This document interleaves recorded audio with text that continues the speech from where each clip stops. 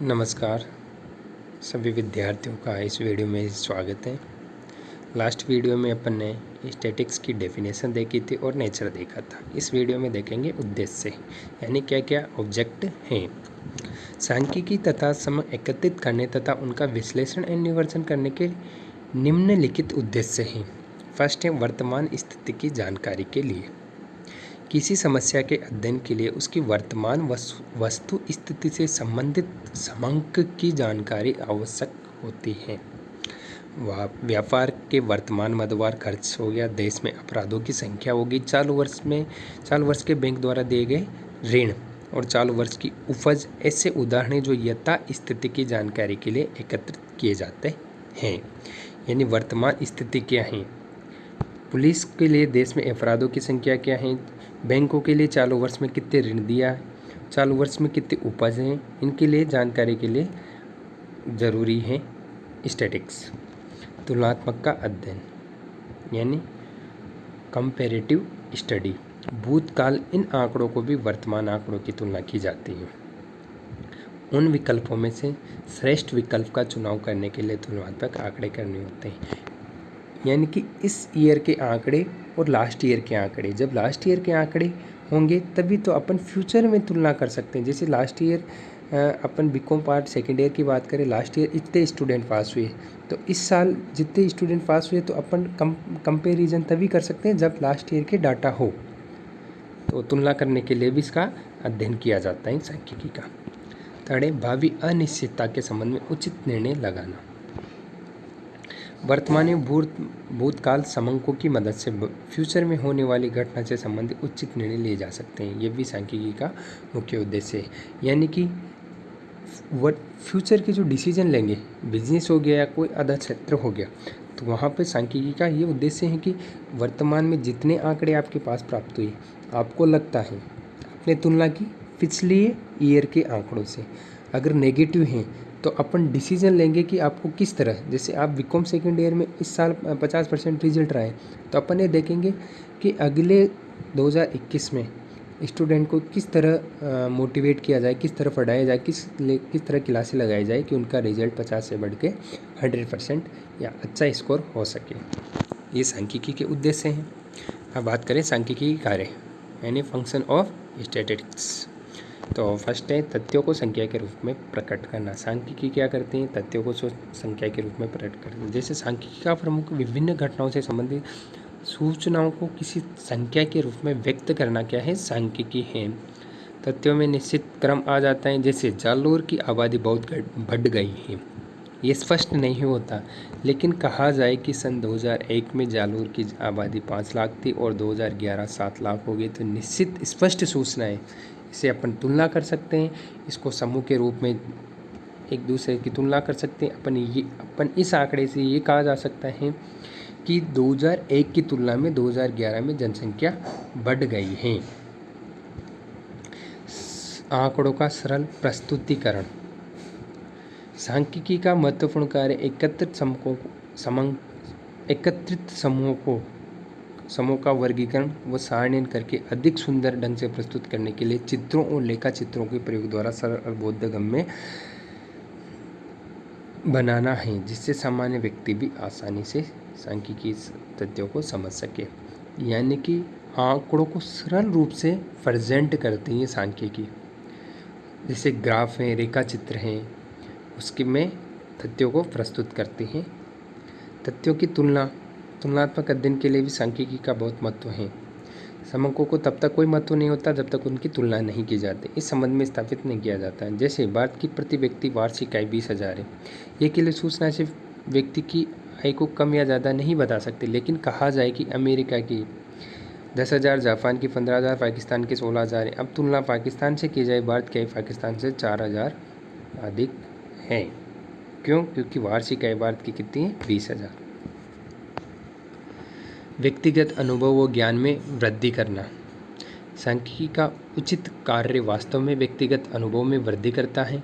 जैसे राष्ट्रीय आय, जनसंख्या, कृषि आदि से आंकड़ों की सहायता से इस विषय के बारे में ज्ञान प्राप्त होता है। इससे आंकड़ों का संकलन एवं विश्लेषण करने से तर्क शक्ति बढ़ती है। मूल्य निर्धारण एवं प्रभावों को मापने में सांख्यिकी एवं राजनीतिक क्षेत्रों में जहां आंकड़े एकत्रित किए जा सकते हैं, अनेक सेक्टरों में सांख्यिकी का अपना योगदान देते हैं। उदाहरण बाल विवाह, औद्योगिक संबंधित नीतियाँ, समूह सहायता से नीति निर्धारण आसानी से किया जाता है। जैसे सामाजिक और आंकड़े इसलिए एकत्रित किए जाते हैं, समाज में हो रहे जैसे बाल विवाह हैं, औद्योगिक आंकड़े हैं, तो जैसे बाल विवाह बढ़ रहे तो उनके नियम बनाना, कानून बनाना, औद्योगिक संबंधित कोई आंकड़े हैं तो उनकी अलग नीति निर्धारण करना, इसलिए आंकड़े सांख्यिकी जरूरी है। और सांख्यिकी का अर्थ देखें तो आंकड़ों से होता है, सूचनाओं से होता है, बस उनको क्या है संख्या के रूप में व्यक्त कर देते हैं। समस्या की गहनता का अनुभव करना, सांख्यिकी संकलित करके विषम एवं सांख्यिकी की गहनता को बताने में अपना योगदान प्रदान करते हैं। उदाहरण भारत की जनसंख्या तेजी से बढ़ रही, इससे समस्या की गहनता के बारे में अनुभव नहीं होता, लेकिन कहा जाए कि भारत की जनसंख्या प्रति वर्ष 2 करोड़ बढ़ रही है तो आंकड़े समस्या की गहनता के बारे में स्पष्ट जानकारी उपलब्ध करवाएंगे और गवर्नमेंट इसके ऊपर डिसीजन भी लेगी। पूर्वानुमान यानी फोरकास्टिंग, सांख्यिकी भूतकाल वर्तमानकालीन तथ्यों का अध्ययन करती है और उसके आधार पर फ्यूचर के बारे में पूर्वानुमान लगाया जाता है। सांख्यिकी के महत्व, क्या क्या इम्पोर्टेंस है सांख्यिकी का उपयोग प्रत्येक सेक्टर में किया जाता है। फलस्वरूप सांख्यिकी सर्वव्यापक है। कि आज के युग में, आधुनिक युग में सांख्यिकी का क्षेत्र बहुत आगे बढ़ गया है और सांख्यिकी का महत्व सभी विभागों में सर्वव्यापक यानी सभी जगह सांख्यिकी का उपयोग किया जाता है। फर्स्ट है प्रशासन में महत्व। सांख्यिकी किस प्रकार एडमिनिस्ट्रेशन में हेल्पफुल है यानी प्रशासन में हेल्पफुल है। प्रत्येक प्रशासक कुशल प्रबंध के लिए सांख्यिकी पर निर्भर रहता है। आंकड़ों को प्रशासक प्रबंध का नेत्र भी कहा जाता है। सरकार का दायित्व होता है कि देशवासियों के लिए विकास के लिए आय की विषमता को दूर करना, उचित बजट प्रणाली एवं जनहित में अधिक से अधिक सुविधा उपलब्ध करवाना। सभी कार्यों के लिए सरकार को आंकड़ों की सहायता होती है। इस प्रकार सांख्यिकी महत्व, क्योंकि गवर्नमेंट होती है उसको आय अगर विषम है तो उनके नीति निर्माण बनाना, उचित बजट बनाना, जनहित में अधिक से अधिक सुविधा देना। अपने आंकड़े एकत्रित करेंगे, ये देखेंगे गरीबी ज़्यादा है तो उसके लिए नई नई योजना बनाना। इसलिए प्रशासन में सांख्यिकी का महत्व है। व्यवसाय में, बिजनेस में क्या महत्व है। व्यापार, वाणिज्य, व्यवसाय के उद्योग सभी में सफलता प्राप्त करने के लिए सांख्यिकी अत्यंत आवश्यक है। एक अच्छा उत्पादक एवं व्यापारी अपने क्षेत्र में सफलता प्राप्त करने हेतु वस्तुओं की मांग का अनुमान लगाता है। मूल्यों का स्तर क्या है, ग्राहकों की रुचि क्या है आदि। प्रत्येक व्यापारी पिछले आंकड़ों के आधार पर ही फ्यूचर की नीतियाँ बनाता है। एक सफल व्यापारी वही है जिसके अनुमान वास्तविकता से निकट हो। ऐसा सही और समुचित एवं समंकों के बिना संभव नहीं हो पाता। इस प्रकार सांख्यिकी व्यवसाय में भी अपना महत्वपूर्ण योगदान है कि नॉर्मल जो बिजनेस करता है उसको ये पहले ये पता करना चाहिए कि कस्टमर क्या चाहता है, कौन सी वस्तुओं की मांग कर रहे हैं, उनका मूल्य स्तर किस प्रकार होना चाहिए, रुचि क्या है, और जो आंकड़े उन्होंने अनुमान लगाए वो वास्तविकता के नज़दीक होनी चाहिए और वे सब चीज़ें के स्टैटिस्टिक्स के बिना नहीं कर सकता। इसलिए व्यवसाय में भी इसका महत्व है। राजनीति में इम्पोर्टेंस ऑफ पॉलिटिक्स, राजनीति में भी स्टैटिस्टिक्स का महत्व है। वर्तमान में राजनेताओं एवं शासकों को देश की आर्थिक, सामाजिक, शैक्षणिक आदि नीतियों के निर्धारक मानते हैं। प्रत्येक राजनेता के लिए देश में प्रति व्यक्ति आय, बेरोजगारी, आयात निर्यात, काले धन से संबंधित आंकड़ों का ज्ञान होना आवश्यक होता है। इस ज्ञान के अभाव में विरोधी दल के नेता राजनेता की आलोचना करते हैं, वो सरकार से अपनी मांग मनवा सकते हैं। क्योंकि राजनीति में मतलब राजनीति एक दूसरे डिबेट चलती है मीडिया में, तो इन स्टैटिस्टिक्स के आधार पर आंकड़े देखते हैं और वो एक दूसरे की तुलना करते हैं, डिबेट करते हैं। कांग्रेस, बीजेपी वो किसी के आधार पर करते हैं, स्टैटिस्टिक्स के आधार पर करते हैं। समाज सुधारकों के लिए, एक समाज सुधार के लिए सामाजिक कुरीतियाँ जैसे दहेज, बाल विवाह, प्रतिबोध, जुआ आदि संबंधी आंकड़े अत्यधिक महत्वपूर्ण होते हैं। इनके आधार पर सरकार से बातचीत कर सकते हैं और समाधान करने का प्रयास करते हैं। यानी एक समाज सुधारक है कोई सोशल वर्कर, तो वो बाल विवाह, प्रतिबोध हो गया, जुआ, इन संबंधित आंकड़े अगर उनके पास हैं तो उस गवर्नमेंट के पास जाएगा और उनसे बातचीत करेगा और समाधान के विशेष सुझाव देगा तो गवर्नमेंट उसमें डिसीजन लेगी। विज्ञान और अनुसंधान में महत्व। सांख्यिकी वैज्ञानिक विधियों में नियमों के प्रतिपादन और जांच दोनों के लिए उपयोग में ली जाती है। सांख्यिकी के आधार पर यह निर्धारित किया जाता है कि कृषि विज्ञान में कृषि उपज को बढ़ाने के लिए कितनी खाद, कितना बीज, कितना पानी, कितनी मात्रा में पानी दिया जाए आदि को सांख्यिकी द्वारा प्राप्त किया जा सकता है। प्रत्येक विज्ञान में आंकड़ों की सहायता से अनुसंधान किए जाते हैं। अनुसंधान के माध्यम से निष्कर्ष निकाले जाते हैं, उनका भी आंकड़ों के रूप में वर्णन किया जाता है। यानी कि विज्ञान और अनुसंधान में भी एक जब एग्रीकल्चर विज्ञान के रूप में, एग्रीकल्चर साइंस के रूप में भी कृषि उपज को बढ़ाना देखने के लिए स्टैटिक्स आंकड़ों की जरूरत पड़ती है। कितनी की एक बीघा खेत में कितनी खाद, कितना बीज और कितनी मात्रा में पानी दिया जाए कि अच्छा उत्पादन हो सके, तो ये किस आंकड़ों के आधार पे हो सकता है। और शिक्षा के क्षेत्र में यानी एजुकेशन के सांख्यिकी का क्षेत्र में महत्व बढ़ गया। देश की शिक्षा की प्रकृति का अनुमान जनसंख्या संबंधी आंकड़े, विश्वविद्यालय, महाविद्यालय, विद्यालय आदि की संख्या तथा इसमें पढ़ने वाले विद्यार्थियों की संख्या के आधार पर अनुमान लगाया जाता है।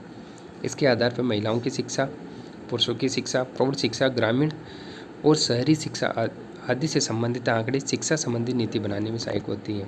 शिक्षा के क्षेत्र में इसलिए उपयुक्त आंकड़े यानी सांख्यिकी कि उसमें कितने महाविद्यालय, कितने विद्यालय और कितने विश्वविद्यालय, यूनिवर्सिटीज़ में इस टाइम स्टूडेंट पढ़ रहे हैं, कितने बैचलर हैं, कितनों ने मास्टर डिग्री हैं और कितनी पुरुष शिक्षाएँ, कितनी महिला शिक्षाएँ, कितनी प्रौढ़ शिक्षाएँ, ये संबंधित आंकड़े प्राप्त होते हैं गवर्नमेंट को और उसके आधार पर डिसीजन लिया जाता है एजुकेशन में। तो सांख्यिकी का महत्व शिक्षा के क्षेत्र में भी है। अर्थशास्त्र के क्षेत्र में इम्पोर्टेंस ऑफ इकोनॉमिक्स। प्रत्येक आर्थिक समस्या के स्टैटिस्टिक्स का उपयोग आवश्यक होता है। जिस प्रकार एक डॉक्टर के लिए बीमारी जानने के लिए स्टेथोस्कोप जितना आवश्यक होता है, उसी प्रकार अर्थशास्त्र किसी भी समस्या के आर्थिक पहलुओं को जानने के लिए सांख्यिकी विधियों का उपयोग करते हैं। इस प्रकार बिना सांख्यिकी आर्थिक समस्या का अध्ययन नहीं किया जा सकता। देश में अर्थशास्त्र को 2 भागों में विभाजित किया जाता है। यानी कि इकोनॉमिक क्षेत्र में सांख्यिकी का बहुत अधिक महत्व है।